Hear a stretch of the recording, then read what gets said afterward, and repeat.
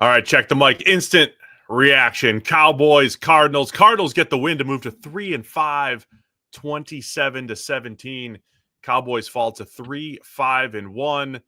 Cardinals got up early, Sam, blocked punt, got the Cowboys back into it, but never really got close enough for the Cardinals, who looked really good offensively again with Jacoby Brissett getting the start. Yeah, I mean, they looked really good. You've got to give the caveat that it's against Dallas's defense, and Dallas's defense lets everybody look really good. Marvin Harrison Jr. playing the Dallas defense looks like Marvin Harrison Sr. They were rolling. Yeah, the blocked punt let Dallas in it. And honestly, I mean, this was another game where it threatened a couple of times to get at least theoretically close. It never really materialized that way. But the big thing was, like, Dallas's offense didn't really put themselves in position to, to really turn the screw and bring it close. They threatened to, and then, Javonte Williams fumbles the ball. Like, Arizona's defense stood up when they needed them to as well.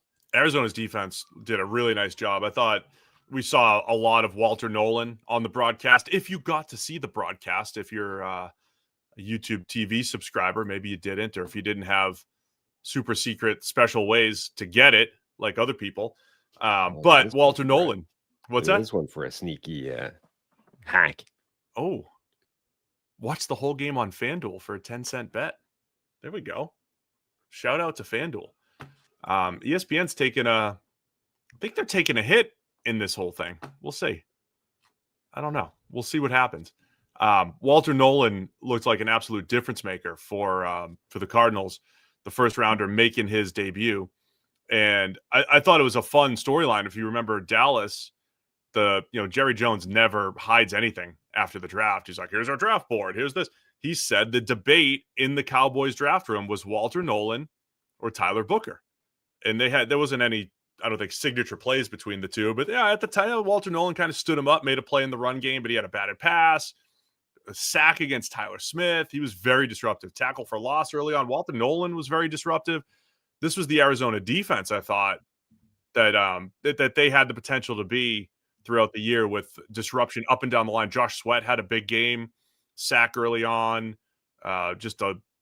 hit Dak's arm on another pass. I thought Arizona's defense did a really nice job in this one. Yeah, I mean, they made the key plays when they needed to. Dallas went for it on a fourth down play. The pass was there. The ball couldn't quite get there because Dak was under pressure, and then Denzel Burke broke it up as well. So, like, two different Cardinals players make the defensive play. Early in the game, like that first drive, Dallas marched down the field, and then the Cardinals defense stiffened when they got first and goal, made a couple of big plays there. We talked already about the forced fumble on Javonte Williams when they were trying to bring it back, and Dallas's defense had actually gotten a stop. And then right at the death, when it's, kind of too little too late, but they get a ceiling interception as well. The damage was done predominantly through the Cardinals offense early in the game, and the Dallas defense still being not good. But the Cardinals defense, like, more than held its end of the bargain up as well. Yeah, so like I said, it was 10-0 early on. Marvin Harrison Jr., I thought he was gonna have 20 catches in this game. Marvin Sr.'s like, I'm sick of this. The offense is terrible. They're like, all right, here we go. ISO routes. Marvin Harrison Jr., who looked great, by the way. I thought he looked outstanding. He had that one route against poor Deron Bland, man. He must have been targeted 15, 20 times in this game. Didn't get the official count, but it felt like that. Put him on the turf on a slant in the red zone. Marvin Harrison Jr. and looked great on timing routes, on the same page with Jacoby Brissett. And it's another week where this offense, I know it's Dallas, Sam. I know it's Dallas.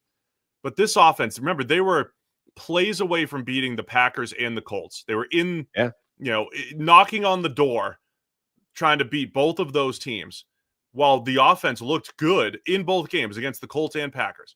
Brissett made a lot of plays in both games. This offense has looked much better with Jacoby Brissett rather than Kyler Murray. Kyler wasn't benched. He was still hurt. But are we really at the point here where Arizona could be looking to Jacoby Brissett going forward? Him and Marvin Harrison Jr., though, I thought they had nice nights. Yeah, it was weird. Like, he tied his career high, which apparently was only 6 catches before today, with like 2 minutes to go in the first half. Yeah. And then he only got one more for the rest of the game. They tried to go to him again, late when they were trying to pass to seal it, tried that 4th and 8 to try and basically seal the game then and there instead of giving Dallas another shot at it. He was open. They didn't quite get him the ball. He does definitely seem to have better chemistry with Jacoby Brissett than he did with Kyler Murray. Now, it also does coincide with, remember, he made that like one amazing catch in the end zone, mossed the dude, and it's like, did that immediately just snap Marvin Harrison Jr.'s confidence like back into line, and he's just a better player from that moment on? Maybe. And that kind of coincides with Brissett coming into the lineup, and there's always confounding variables.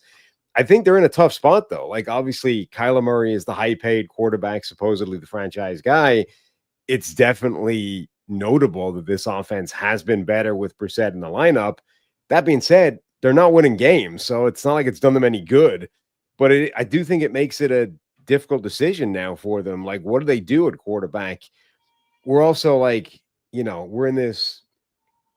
It's going to be very easy to sort of go, well, Jacoby Brissett is the next Sam Darnold, insert reclamation project quarterback here. And, given his last couple of stints, maybe he's been hard done by, and look what he's doing now. He deserves another shot as a starter.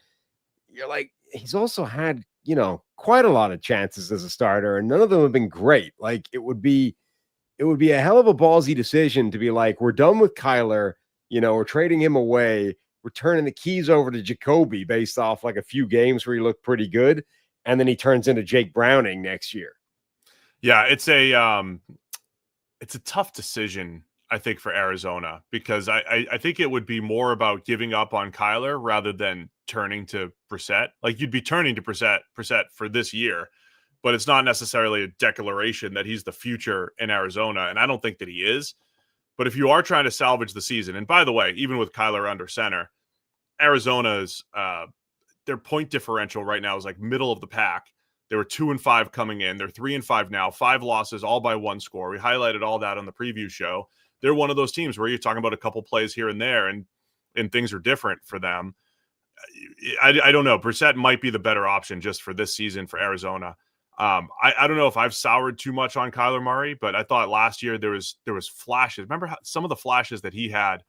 I think Miami game, one Rams game early in the season, just out of this world, where he could where it was high end, top 5 quarterback play, top 5 games maybe in the NFL. He had 2 of them, 2 top 5, top 10 games last year. Just wasn't there week in, week out, and this year just inconsistency from Kyler. So. That and just the timing of the offense looks better. And look, I don't think Brissett's a future starter that I have to have. I don't think he's the next Darnold reclamation project at all. But I think you have an idea of what you're going to get from Brissett. Like today, sacked 5 times. Dallas did a nice job getting the pass rush there, but no interceptions from Brissett. He's always a low interception, high sack total guy, but he's made a lot of big throws, made a lot of third down, big throws, conversions, getting the ball to Trey McBride and Marvin Harrison Jr. And that's all we've been asking for from this Cardinals offense. Yeah, I mean, he's kind of like just a lower rent version of current Joe Flacco, right? He understands the assignment. Like, I've got 2 really good playmakers. I'm just going to fire the ball in their direction as much as I can, and good things will tend to happen when that works. And it has been working reasonably well, but not enough to be confident in that that's going to be like a long-term solution for you. They're almost sort of independent questions. Like, if you decide that Jacoby Brissett is better for the duration of the season, or that he's going to be given the gig for a while, and we're basically benching Kyler Murray, you're deciding 2 things. You're saying, number one, Kyler Murray's basically done with the Cardinals. We're either going to trade him or look to move on. And number 2, like, you need a new quarterback in the future, because Brissett's probably not a long-term answer for you. So, like, I think those are all on the table, though, based off the fact that Kyler has not been demonstrably better than Jacoby Brissett. That's what I mean. I think they're thinking about it. I'm not saying Kyler's getting traded tomorrow or anything like that. I think it's difficult to just move on. Maybe, who knows?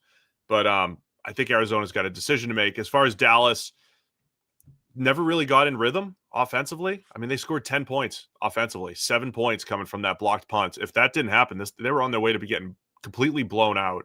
Right. Again, credit Arizona's defense. I thought they were very disruptive up front. They did a really nice job. Dallas hit a couple couple plays down the field, but other than that, and then the tight ends, man, you were calling it out the whole day. Every time they threw to a tight end, bad things were happening. Seriously, like almost every single play that was thrown in the direction of a tight end, something catastrophic happened. Schoonmaker dropped the pass right at the start. Ferguson dropped one that was really bad over the middle in the red zone. He also fumbled the ball.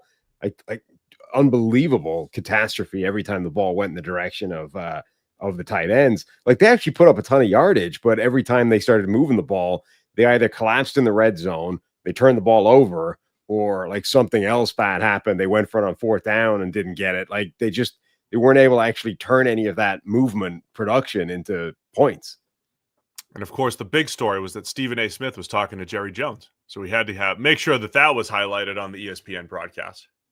I mean, when you consider like half of that guy's, persona is dumping on the Cowboys and the two of them are just sitting there like grinning in their own boot, like just a couple of performative jackasses. Like, somebody said that like that's the equivalent of like a couple of WWE wrestlers breaking kayfabe, like just sitting there like out to no. dinner and the fans see them. It's like, oh, you guys you're supposed to hate each other. What are you doing? Just obnoxious, like absolute sham of a pantomime. Oh, it's disgusting. I hate to say it like this because we're all family here. So I don't want to sound pretentious on my own because I can't believe people logged in to hear what I had to say after a game. You know what I mean? Like it still boggles my mind that this little group of people that we have like to listen to us. But every now and again, I'm like, who really cares what Stephen A. Smith thinks about anything? But let's say football, the Cowboys, like who really cares? And it was like ESPN was obligated to show him, and Joe Buck's obligated to mention, oh, Stephen A. is shaking hands with Jerry Jones. And like, who really cares if Stephen A. Smith doesn't care about your football team?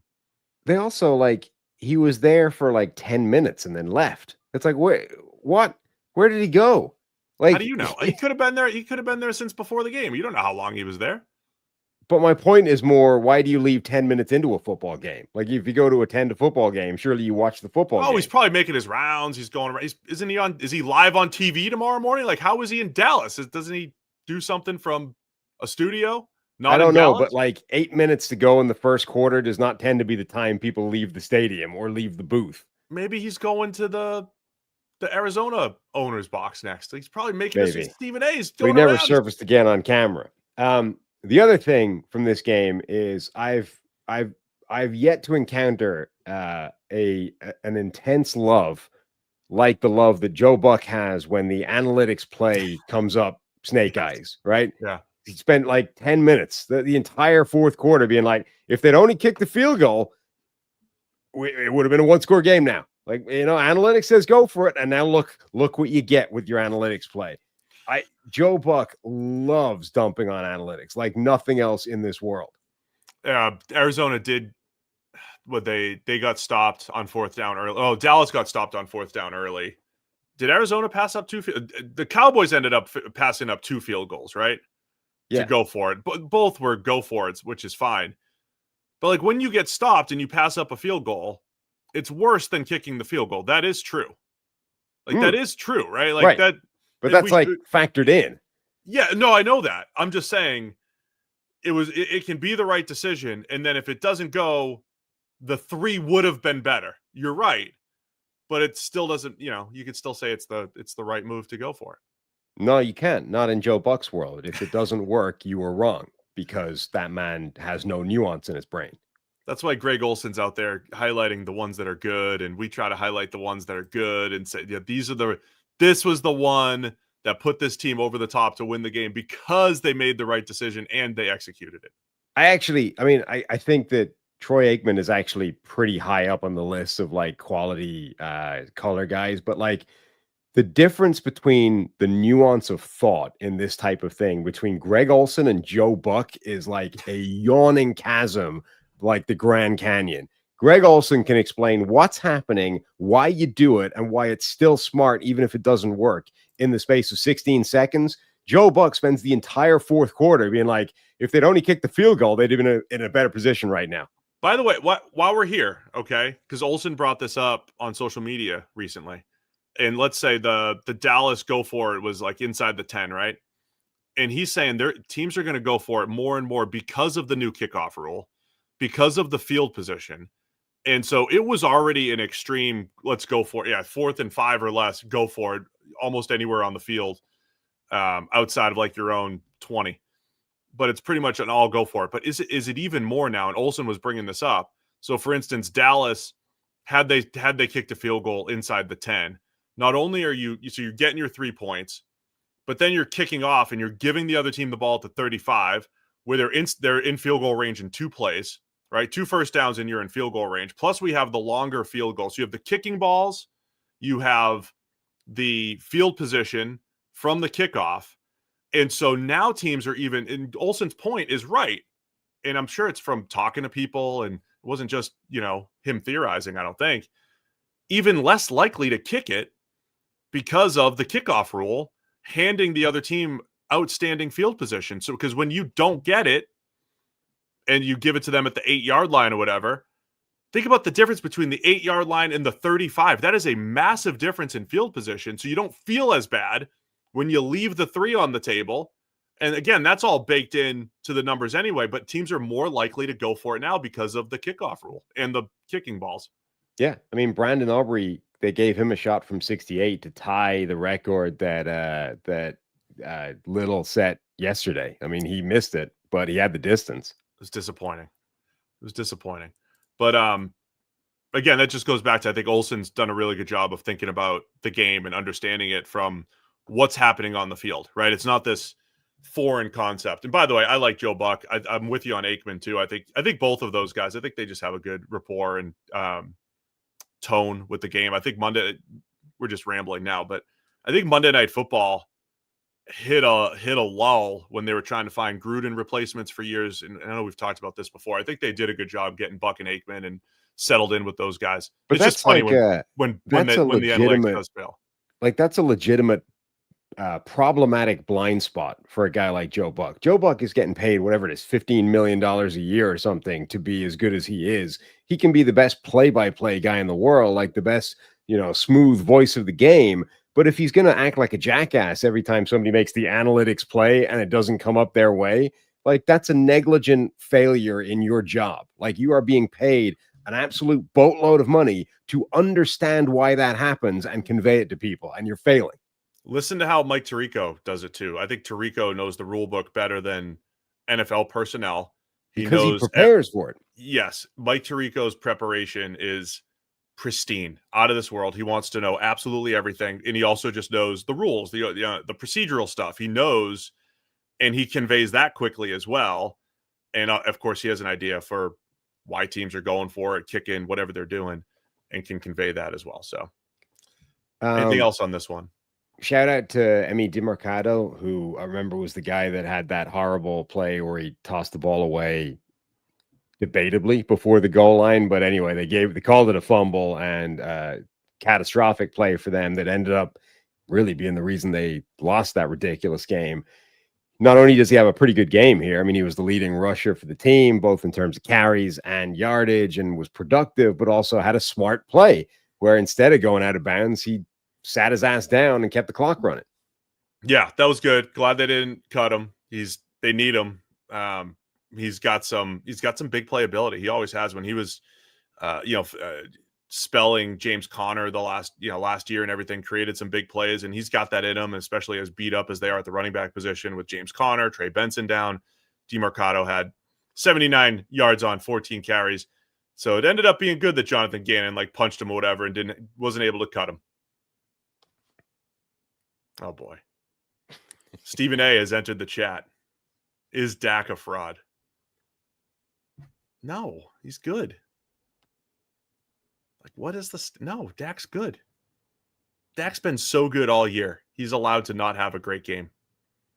I mean, the MVP candidacy for a bunch of players went off the rails the last couple of weeks. Ugh, don't get me started. The problem with the MVP again is that it's a race. it's served to us as a race. It's served to us as 1, 2, 3, 4, 5. And the other problem is the betting odds. Not by FanDuel in particular, our presenting sponsor. Not FanDuel. But when everybody says, like last week, Patrick Mahomes is the favorite for the MVP or whoever it is, it doesn't mean that that guy to this point has been the most valuable player. Like, I don't even think the most diehard Chiefs fans would have said Mahomes is the MVP last week. Maybe they would have. Because I don't think Mahomes was close to the MVP as far as through 8 weeks last week. But he was the betting favorite because it's a projection. It's like we know who Patrick Mahomes is. We're projecting. People are betting on it. It's moving based off of where people are putting their money. It's not a declaration that this guy's the MVP through 8 weeks. So now is Stafford the betting favorite? Whoever it is. And that might be more in line with, okay, he might actually be, but it's also a projection as well. But because we view it as a race, when someone has a bad game, that cancels out the previous 8 weeks. And we're all just losers talking about it. You need to picture, those like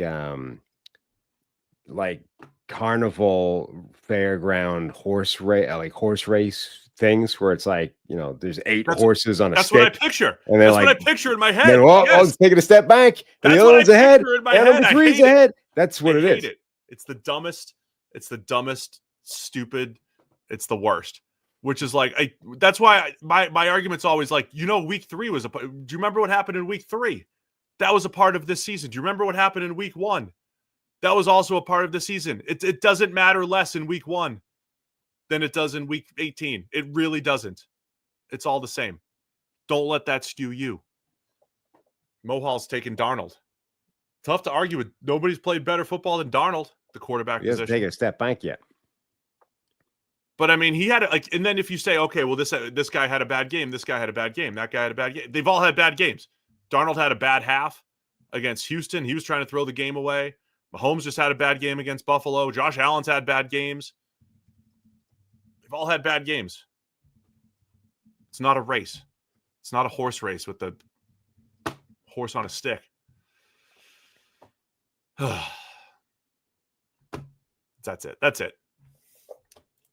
We got a fun show Wednesday. We're going to do our start the autopsy series. Bury some teams. What? Bury some teams. Trade deadlines tomorrow. We'll go live if there's any other big trades tomorrow. Be ready. You ready to go live? It depends what happens. See what happens. We'll go live based off trades tomorrow. We'll recap those on Wednesday. Autopsy series. Also, it's and draft stuff coming up next couple of weeks. We're gonna have Dane Brugler next week with a bonus show. He's got his top 50 coming out. So hit subscribe, do the membership thing, and that's it. Monday Night Football. Thanks to everybody for tuning in. Hit subscribe.